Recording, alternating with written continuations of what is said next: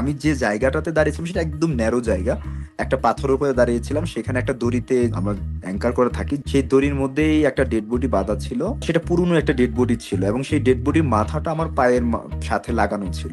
এই যে একটা ডেড বডির সাথে আমার পাটা লাগানো, দাঁড়িয়ে আছি, এই সময়টা যে 10 মিনিট 15 মিনিট ওই জায়গাটাতে ছিলাম, এই মুহূর্তটা আমাকে সব থেকে বেশি চ্যালেঞ্জিং এর মধ্যে ফেলে দিয়েছিল। তখন আমার বিভিন্ন ধরনের যত প্রকার নেগেটিভ চিন্তা আছে, যত প্রকার নেগেটিভ বিষয়গুলো আছে তখন মাথায় ঢুকছিল আর কি।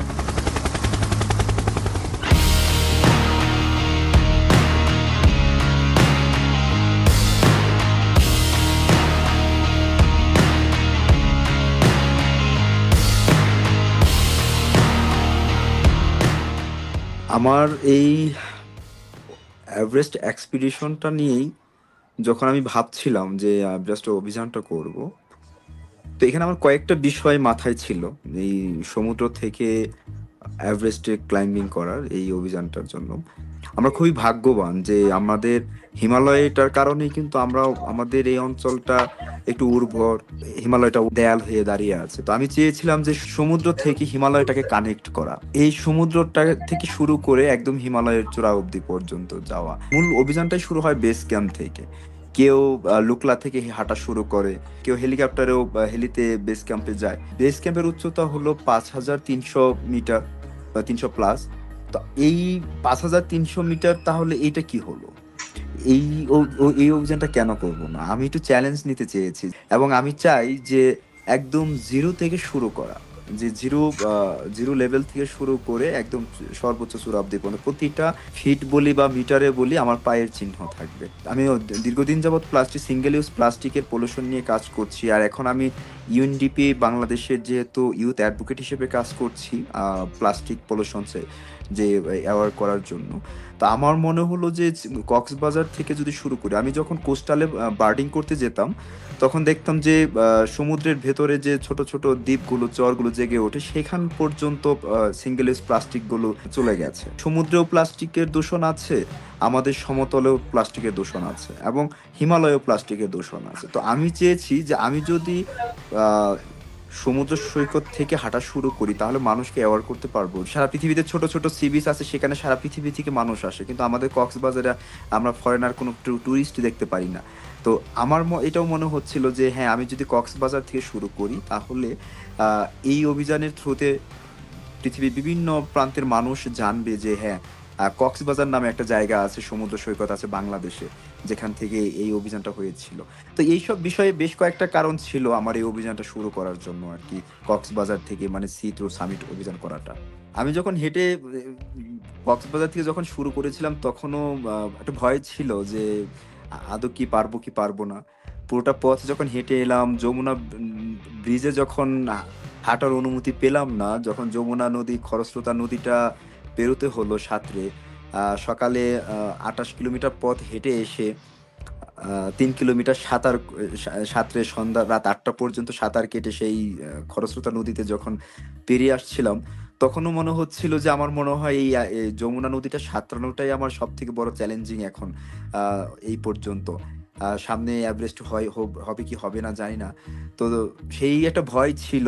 তারপরে যখন এলাম বেস ক্যাম্পে এসে রোটেশন করছি, রোটেশন করলে এভারেস্টটা এমন একটা জায়গা যেখানে কেউ শতভাগ কনফিডেন্ট নিয়ে বলতে পারবে না এবং কনফার্মেশন দিতে পারবে না যে আমি এভারেস্টের চূড়ায় গিয়ে দাঁড়াবো, কারণ ওয়েদারের বিষয় আছে, উচ্চতাজনিত শারীরিক প্রবলেম আছে, বিভিন্ন বিষয় করেই তারপরে আহ, মানে চূড়ায় ওঠার পরেই বলা যায় যে হ্যাঁ, আমি চূড়ায় উঠেছি।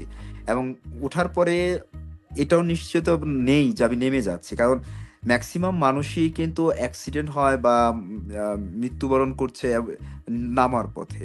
এবারও যারা বেশ কয়েকজন মারা গেল, আমার খুবই পরিচিত কলকাতার একজন মারা গেল, সেও কিন্তু সামিট করে নামার পথে, ফেরার পথেই মারা গেল। আম, ফিলিপাইনের এক পর্বতারোহী, সেও ফেরার পথে মারা গেল।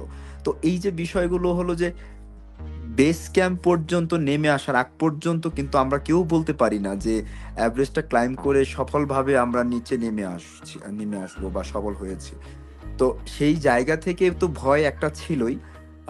যে চূড়ায় ওঠার আগ পর্যন্ত এবং নেমে আসার আগ পর্যন্ত। কারণ বেস ক্যাম্পের আগ পর্যন্ত তো খুমবাইস ফল। খুমবাইস ফলে একবার এটা শেরপারাই মূলত বলে যে খুমবাইস ফলে একবার উপরে যাওয়া এবং যাওয়া মানে গিয়ে আর নিচে ফিরে আসা সুস্থভাবে, মানে ২ বার জীবন ফিরে পাওয়া।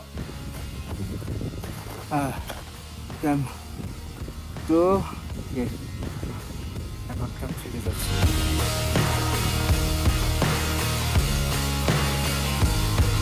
বেস ক্যাম্পে নেমে আসার আগ পর্যন্ত আমার তেমন কোনো ফিল ছিল না। তখন শুধু যখন উপরে ওঠার আগ পর্যন্ত আমার ছিল যে আমাকে উপরে উঠতে হবে এবং উপরে উঠে যখন গেলাম তখন ওয়েদার প্রচন্ড খারাপ হয়ে গেল। এতটাই খারাপ হবে যেটা আমরা কখনো কল্পনাও করিনি। আমি সেখানে এভারেস্টের চূড়ায় ৫ থেকে ১০ মিনিটের বেশি ছিলাম না। শুধু দ্রুত কয়েকটা ছবি তুলে, ইভেন আমার কোনো ভালো ছবি নেই বাঁধাই করে রাখার মতো যে ছবি ভালো করে ছবি তোলা বা একটা ভিডিও বানানো, কিছুই তেমন কিছুই করতে পারিনি। ওয়েদার এতটাই খারাপ হয়ে গিয়েছিল যে তখন শুধু মনে হচ্ছিল যে এখন জীবনটা নিয়ে যদি ফিরে যেতে পারি তাহলেই তাহলেই হলো। মানে এখন বেঁচে থাকাটাই হলো তখন বড় একটা চ্যালেঞ্জ। তো সেই জায়গা থেকেই আমি নেমে আসা এবং বেস ক্যাম্পে যখন নেমে এসেছি, নেমে আসার পর তখন মনে হলো যে হ্যাঁ, আমি সফল হয়েছি, আমি আরোহণ করেছি, বাংলাদেশের পতাকা এভারেস্টের চূড়ায় তুলে ধরেছি।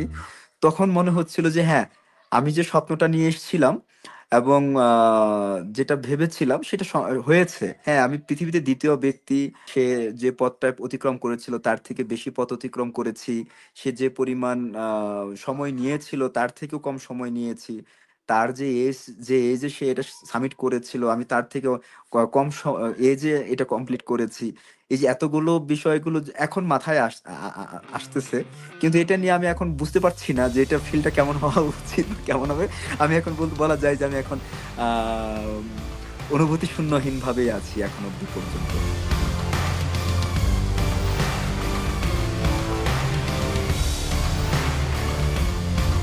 সবথেকে বড় যে বিষয়গুলো ছিল, আমি যখন বাংলাদেশের উপর দিয়ে হাঁটছিলাম তখন আমাদের রমজান মাস ছিল।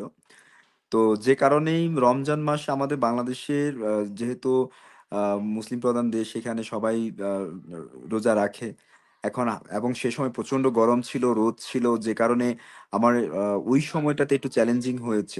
বিষয় ছিল যে এই রোদের মধ্যে হাঁটা এবং রমজানের মধ্যে সব জায়গায় খাবারের কোনো সুযোগ ছিল না, খাবার পাওয়া যেত না। তো এইটা একটু চ্যালেঞ্জিং ছিল। তারপরেও সেটা মানিয়ে নিতে পেরেছিলাম যেহেতু নিজের দেশ ছিল সেই জন্য। তারপরে যখন ইন্ডিয়াতে ঢুকবো তখন তো একটা বিষয় ছিল যে ভিসা নিয়ে একটু প্রবলেম, জটিলতা ছিল। সেই ভিসা হচ্ছিল না। তো 11 আওয়ারে গিয়ে ভিসাটা পেয়েছিলাম একদম শেষ দিনে গিয়ে। তো সেই ভিসা নিয়ে যখন ইন্ডিয়াতে ঢুকে গেলাম, ইন্ডিয়াতে ঢোকার পরে একটা ভালো বিষয় ছিল যে ইন্ডিয়ার পথটা ছিল খুবই কম। আমি একদিনেই পথটা পেরিয়েছিলাম। আমি শুধু ২টা রাত ছিলাম ইন্ডিয়ার ভেতরে। বাংলাদেশ থেকে বর্ডারে ঢোকার পরে আমি ফুলবাড়িতে একটা রাত ছিলাম এবং কাকরভিটার ওই পাশটাতে নেপাল বর্ডারের পাশটাতে আমি ছিলাম, নকশালবাড়িতে একটা রাত ছিলাম। তো এই পুরো পথটা যখন আমি একা গিয়েছি, যখন এই দিক দিয়ে তো কখনো হাঁটা হয়নি, অন্য অন্য দেশ। কিন্তু একদম গ্রামের ভেতর দিয়ে, মানুষের বাড়ির উঠানের দিয়ে, জমির সবজি ক্ষেতের ভেতর দিয়ে, রাস্তা দিয়ে, চা বাগানের ভেতর দিয়ে যেতে হয়েছে। এই রাস্তাগুলো দিয়ে যাওয়ার সময় সেই ইন্ডিয়ার মানুষদের সাথে পরিচয় হয়েছে, যোগাযোগ হয়েছে। তখন সেই মানুষগুলোর আমি অভূতপূর্ব সাড়া পেয়েছি, উৎসাহ পেয়েছি, সহযোগিতা পেয়েছি। এবং আমি যখন নকশালবাড়িতে থাকার জন্য কোনো জায়গা পাচ্ছিলাম না, হোটেলে জায়গা পাচ্ছিলাম না, সে সময় একজন টোটো চালক যে অটো ভ্যান চালায়, তার বাড়িতে থাকার সুযোগ হয়েছিল। সেই মানুষটি এত দারুণভাবে আমাকে আপন করে নিয়েছিল। তার ওয়াইফ, তার একটা ছেলে ছিল এবং তারা আমাকে একদম নিজের পরিবারের মানুষ করে নিয়েছিল। এবং আমি কখনো কল্পনাও করতে পারিনি যে এতটা আপ্যায়ন পাবো, এতটা তাদের ভালোবাসা পাবো। সেটা নিয়ে আমি একটা লেখাও লিখেছিলাম। ইন্ডিয়া বর্ডারে কাকরবিটাতে একটু সমস্যা প্রবলেম করছিল। ঢুকতে দেবে না এরকম একটা বিষয় ছিল। তারপরেও সেখানে একটা বেশ কিছু সময় কেটে যায়। তারপরে অবশেষে নেপালে ঢুকে যাই। এবং নেপালে ঢোকার পরে আমি পুরোপুরি মনে হলো যে নেপালটা তো আমার আমার আমি বারবার নেপালে এসেছি এবং নেপালটাকে এতটাই মনে হয় যে ট্রেকিং এর জন্য সবথেকে একটা পবিত্র জায়গা মনে হয়, যেখানে সবাই সহযোগিতা করে এবং এখানে নিশ্চিন্তে ঘোরা যায়, ট্রেকিং করা যায়। তো নেপালের পথটা হাঁটতে আমি নেপালের এই অংশটাতে আমি কাঞ্চনজঙ্ঘা বেস ক্যাম্পে গিয়েছিলাম অ্যাক্লামাটাইজেশনের জন্য। 5,000 মিটার উচ্চতার একটা ছিল, অ্যাক্লামাটাইজেশন ছিল। সেটা শেষ করে এসে যখন আবার হাঁটা শুরু করি গ্রামের ভেতর দিয়ে, নেপালের আমি 7টা জেলা অতিক্রম করেছি, করে তারপরে আমি সোলোখম্বুতে ঢুকেছি। ঢুকে এভারেস্ট বেস ক্যাম্পে এসেছি 29শে ফেব্রুয়ারি। 16 তারিখে বেস ক্যাম্প থেকে বের হই। আমরা বের হয়ে গিয়ে প্রথমে ক্যাম্প 2তে, ডিরেক্ট ক্যাম্প 2তে চলে যাই। ক্যাম্প 2 থেকে ক্যাম্প 3তে যাই। ক্যাম্প 3 থেকে এক রাত থেকে ক্যাম্প 4। ক্যাম্প 4-এ গিয়ে আমরা যেদিন ক্যাম্প 4-এ যাই সেদিন ক্যাম্প 4-এ গিয়ে পৌঁছাই আমরা দুপুর 2টা নাগাদ। তারপরে আমরা 2টা থেকে সেখানে রেস্ট করি। পুরো বিকেলটা রেস্ট করে আমরা সন্ধ্যার দিকে আমরা সামিট পুষে বের হই 18 তারিখে। তো 18 তারিখে সন্ধ্যার দিকে পুশ করে আমি এবং আমার বন্ধু গ্যালজেন, আমরা দুজনেই সারা রাত ক্লাইম্বিং করে গিয়ে ভোরে 6টা 30 মিনিটে আমরা এভারেস্টের চূড়ায় দুজনে উঠে দাঁড়াই। তো এই পথটা যাবার পথে একাধিক ডেড বডি দেখতে হয়েছে। দেখে গিয়ে তারপরে উপরে গিয়ে দাঁড়াতে হয়েছে, যেগুলো আমাদের মানসিকভাবে ভেঙে দেয়। মানে শারীরিকভাবে তো আমরা সবসময় হতেই থাকি, মানে মানে একদম নিংড়ে নিতেই থাকে। তারপর মানসিকভাবে যখন এই ডেড বডিগুলো দেখতে থাকি তখন আমাদের মানসিক এটাও কমতে থাকে।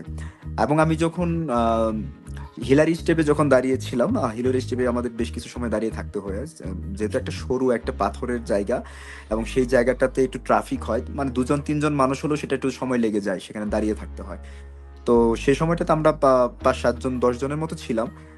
আমরা একটু কিছু সময় দাঁড়িয়ে থাকতে হয়েছে। এবং আমি যে জায়গাটাতে দাঁড়িয়েছিলাম সেটা একদম ন্যারো জায়গা, একটা পাথরের উপরে দাঁড়িয়েছিলাম। সেখানে একটা দড়িতে, যে আমরা যে দড়ি ধরে যাই, সেই দড়ির মধ্যেই একটা ডেড বডি বাঁধা ছিল। সেটা পুরনো একটা ডেড বডি ছিল এবং সেই ডেড বডির মাথাটা আমার পায়ের সাথে লাগানো ছিল। এই যে একটা ডেড বডির সাথে আমার পা লাগানো দাঁড়িয়ে আছি, এই সময়টা যে 10 মিনিট 15 মিনিট ওই জায়গাটাতে ছিলাম, এই মুহূর্তটা আমাকে সব থেকে বেশি চ্যালেঞ্জিং এর মধ্যে ফেলে দিয়েছিল। চ্যালেঞ্জিং এর মধ্যে বলতে আম, তখন আমার বিভিন্ন ধরনের যত প্রকার নেগেটিভ চিন্তা আছে, যত প্রকার নেগেটিভ বিষয়গুলো আছে তখন মাথায় ঢুকছিল আর কি। তো এই মুহূর্তটা আমার জন্য খুবই চ্যালেঞ্জিং ছিল। এবং উপরে যখন যাই পুরো রাত, হ্যাঁ প্রচন্ড উইন্ডি ছিল। ওয়েদার রিপোর্টে আমরা জানতাম যে ভালো থাকবে, কিন্তু সেটা পুরোটাই উল্টো ছিল। এবং যখন চূড়ায় যাই সেই সময় প্রচন্ড উইন্ডি এবং তুষারপাতের মতো একদম চারপাশ হোয়াইট আউট ছিল, যে কারণে উপর আমরা বেশি সময় থাকতে পারিনি, ছবি তুলতে পারিনি ভালোভাবে। সেখানে যত দ্রুত সম্ভব আমাদের নেমে আসতে হয়েছে। শুধু আমাদের ক্ষেত্রে এমন না, ওই সময় যারা ছিল সবাইকেই একই অবস্থায় করতে হয়েছে। তো এইটা ছিল সব থেকে চ্যালেঞ্জিং, যে উপরে এত উইন্ড, যে মুহূর্ত মানে ওই ওয়েদারে বেঁচে থাকাটা হলো খুব চ্যালেঞ্জিং, যে বেঁচে ফিরে আসাটা। তো সেটাই মানে তখন মনে হচ্ছিল যে নিচে যাওয়াটাই হলো এখন সব থেকে বড় চ্যালেঞ্জ। তো মানে ফিরে এসেছি ভালোভাবে, কোনো প্রকার দুর্ঘটনা ছাড়া, কোনো আহ, শারীরিক কোনো ক্ষতি ছাড়া সফলভাবে ফিরে এসেছি। এটাই এখন সব থেকে বড় সফলতা।